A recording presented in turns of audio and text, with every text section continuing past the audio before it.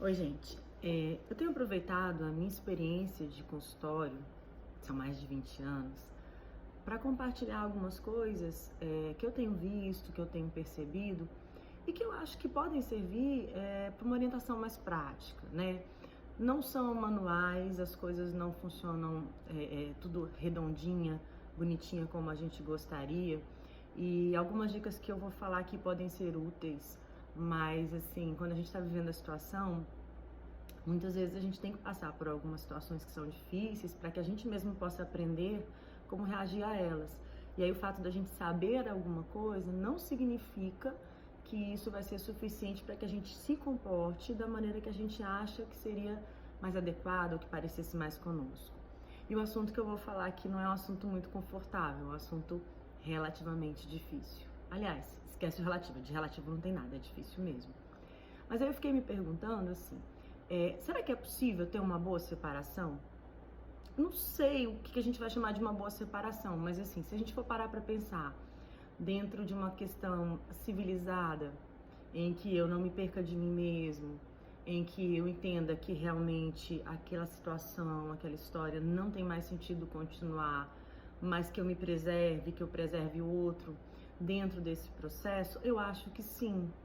Eu não sei se é possível ter uma separação que não seja dolorosa. Na verdade, eu não sei nem se é saudável eu me separar de alguém com quem eu vivi muito tempo, com quem provavelmente eu tive momentos bons e ruins e não sinta nada, porque isso é estranho.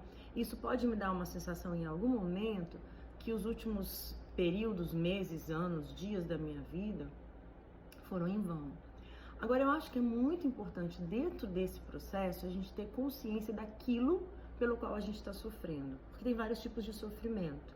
Tem o sofrimento da perda concreta, daquela pessoa que diz para mim que não me ama mais, ou que não quer mais ficar comigo por algum motivo, e eu ainda sinto coisas, eu ainda tenho sentimentos por essa pessoa, e essa sensação de perda é dolorosa, e às vezes mexe com a nossa autoestima. E tem aquele sentimento que ele é movido pelos nossos pensamentos, pelos planos que eu fiz, né? Pelas expectativas que eu ainda tenho e pelas lembranças do que eu tive. Esse sofrimento é o que normalmente faz com que um psicólogo seja procurado, porque tem a ver com aquilo que eu não aceito, tem a ver com as perguntas sobre onde eu fracassei, tem a ver com as perguntas daquilo que eu posso fazer, e isso me deixa prisioneiro, porque ao invés de eu aceitar o processo e eu viver o meu tempo de luto, de dor, e aí assim, certa parte desse processo é só o tempo realmente que tem o poder de trazer a cura, eu fico na negação, eu fico rejeitando essa nova realidade e eu fico presa, inclusive, em coisas que não estavam mais sendo reais. Então, por exemplo, eu congelo as informações atuais que eu tenho sobre o meu relacionamento e que, assim, volto, não quero me contradizer, o relacionamento ele não precisa ser plenamente satisfatório para significar que ele deva ser continuado. Não é disso que eu tô falando. Eu tô falando de alguém que chegou à convicção de que não quer mais viver com uma outra pessoa e fez a coisa, sentou, conversou, se posicionou. Mas eu tô falando daquela pessoa que, ao se sentir desprestigiada, ao sentir que deixou de ser escolhida, ela passa a sofrer pelas idealizações. Então, assim, tinha muito tempo que não estava satisfeita, que estava incomodada com algumas coisas, né? Às vezes, assim, não estava nem suportando ouvir a voz do parceiro. Mas ao saber que esse parceiro, ao saber que essa companheira vai embora, aí começa a idealizar. Mas era tão bom, mas era tão isso, não, assim. Eu não acho que a gente precise olhar aquela pessoa que vai embora como a pior pessoa do mundo. Mas a gente não pode enxergar coisas que não estavam existindo e às vezes até que nunca existiram. Então, o companheiro de ir pro cinema, tá bom. Qual foi a última vez que vocês foram pro cinema? Qual foi a última vez que vocês foram pro cinema que foi bom, que foi legal, que você em algum momento não preferiu estar sozinha? Qual foi a última vez que a sua esposa te chamou para conversar e você ficou incomodado em ouvir a voz dessa pessoa? Então, assim, é esse tipo de armadilha que é muito comum e que eu acho que é algo que a gente tem que ter cuidado, a gente precisa se preservar.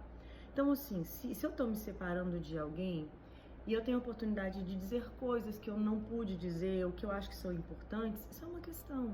Mas eu não posso me perder de mim mesmo, né? Então, assim, tem momentos em que eu tenho que deixar que o outro vá embora.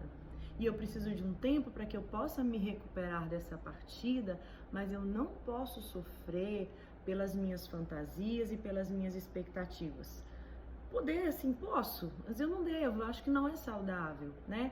Eu preciso sofrer pela perda concreta. Eu tô lamentando que o meu casamento deu errado, ou eu tô sentindo saudade daquela pessoa que era meu companheiro. Eu tô sentindo falta daquela pessoa, aquela pessoa continua sendo importante para mim. E assim, eu costumo dizer que não importa o que eu descubra do outro, não existe um botão de liga e desliga.